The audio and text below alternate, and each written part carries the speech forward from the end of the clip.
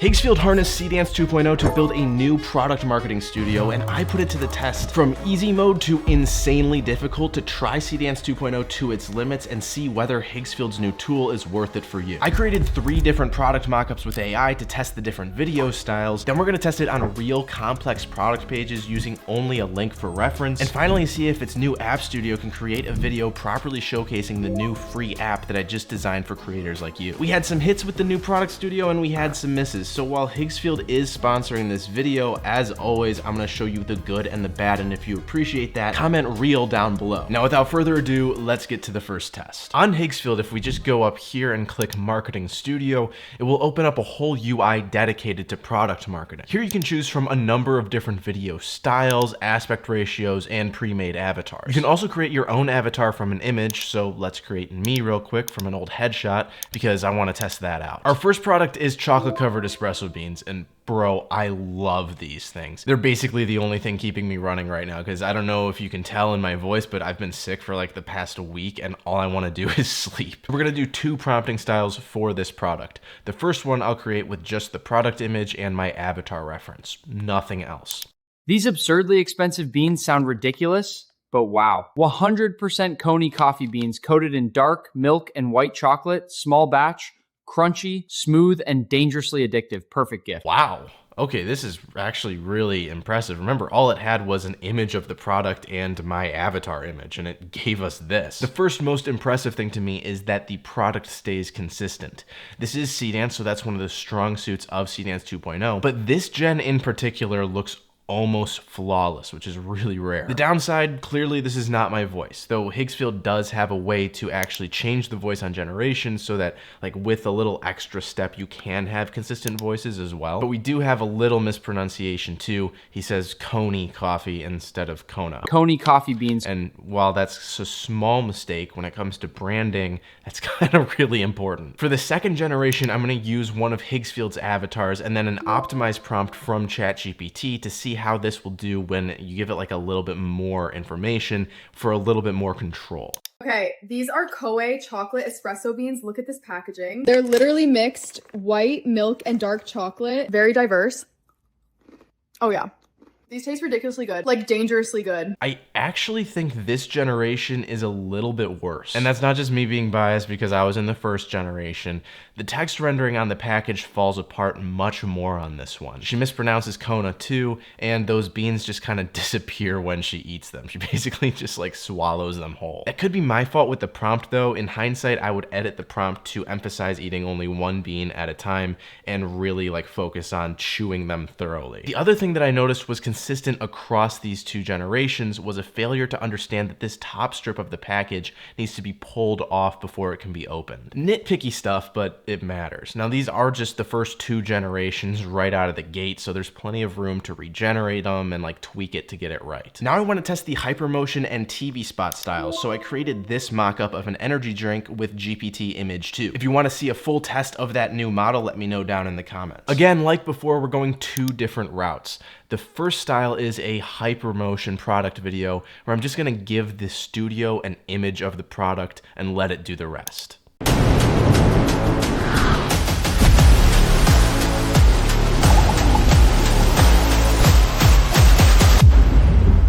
Dang, the product consistency and style of this is incredible.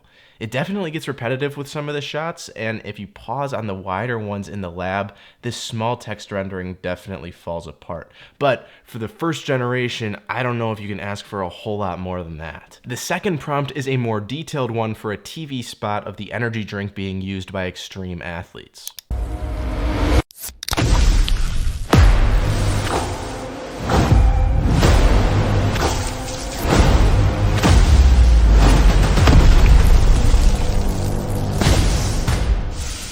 Okay, everything involving the actual product looks awesome, but you definitely get some weird AI animated look to the drinking shots. And the product design is all off on this one with the snowboarder. This has potential as like a proof of concept or a moving storyboard, but I wouldn't call it shippable by any means. I also wanted to try out the wild card style to see what the studio could come up with on its own.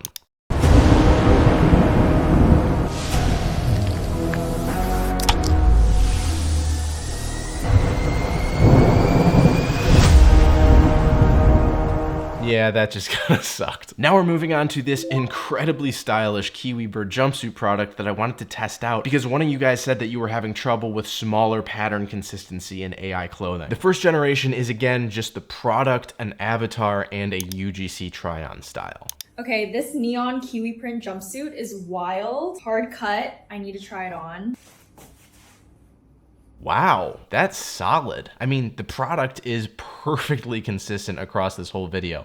The only thing that throws me off with this generation is the second line of dialogue. Hard cut, I need to try it on. At first I thought she was just using some slang that I'm not familiar with, but then I realized that she says hard cut, which is actually maybe an accidentally spoken piece of prompt that the studio gave Seedance 2.0 in the background to create this video. So there's supposed to be a hard cut in the actual video. She's not supposed to say hard cut. So error there, but it's kind of interesting to look under the hood and see what maybe Higgsfield is doing in the background. Next, I wanted to try the Pro Virtual Try-On preset. Let's see how it does, again with just the product and the avatar as the only references.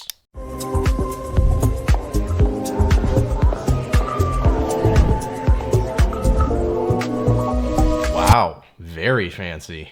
Again, awesome product and pattern consistency here. She just warps through the ropes at the beginning, and I think putting the invitation away here looks kind of odd. Finally, I also wanted to try the wildcard style on this product.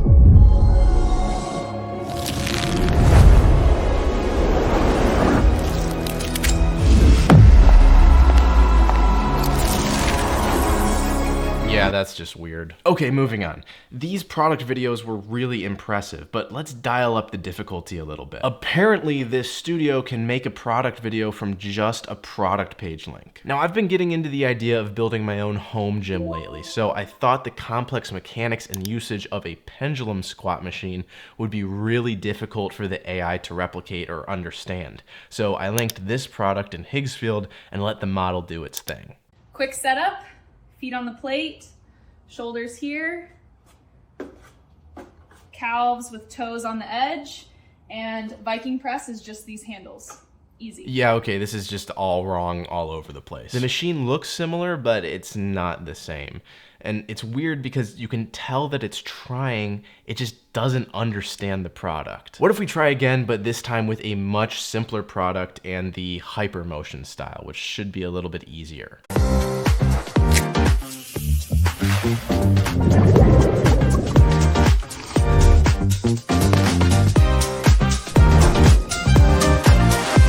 The concept and style is good, but the product design is just not consistent with the source at all. So you'd be much better off creating a product with the actual workflow tools instead of relying solely on the URL or product page linking. Finally, let's try out the newest feature here, UGC style videos for an app showcase. Luckily, I just designed a whole software for creators called PostHQ. Shameless self-plug here, it's a scripting, scheduling, and organizing app built for creators. I've got it in free beta right now, and you can check it out. I'll have it linked down in the description. It's totally free right now while it's in beta, so I'd appreciate it if you went and tried it out. Let me know what you think. Anyway, this is super convenient because I can try out this new Higgsfield feature. This workflow is just like all the other ones we've done, except UGC content is the only preset available, and it costs a lot more credits than the others, so just heads up on that. Let's see what it gave me. Ugh, I don't like this start frame at all. I was tracking script sponsors and my posting schedule in 3 places, never again. PostQ puts my calendar, scripts, teleprompter, projects, and sponsor deals in one dashboard. Now I open one tab, hit record, and I'm actually on time. Okay, this is just, it's way too fast. It's like it's on 2 times speed, and she mispronounced my product name, which is a big deal.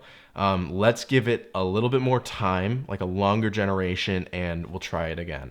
If your creator workflow is a pile of tabs and sticky notes, you're wasting hours. I run everything in PostQ. Scripts, teleprompter, schedule, even sponsor tracking in one dashboard. Open it once, and you actually know what to post next. Yeah, so just not impressed with these at all. I don't think that it has enough information to create a good UGC content or video for an app like this, and there's no way to put like screen recordings into the prompt as a reference. And there you have it. Despite the new app feature and the URL linking being kind of a bit of a letdown, the new marketing studio from Higgsfield is totally worth your time. It actually does speed up the content creation process, and Seedance 2.0 is incredible at ads, including UGC stuff. So there's no better choice for AI marketing right now. If you're interested in checking out my full test of Seedance 2.0, including how it does for like cinematic scenes, you should watch this video up over here. I think that you'll find that interesting.